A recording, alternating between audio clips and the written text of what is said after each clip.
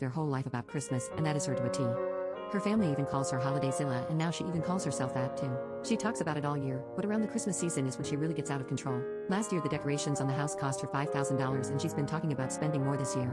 Not to mention all the things her family is forced to do, usually a bunch of matching photo shoots. She'll even hire a professional photography studio. If anyone tries to get out of it or say that they can't come for some reason, my mother-in-law Faith will give them this long rehearsed speech about the meaning of Christmas. It's super guilt-trippy and manipulative, but it seems like it always works. My husband and I got married 5 years ago, so it's been a few years since I've entered their family Christmas traditions. I realized pretty quickly how scary and controlling mother-in-law can get around the holidays, but I love Christmas, so I was just going to let it be. Well, this year is different.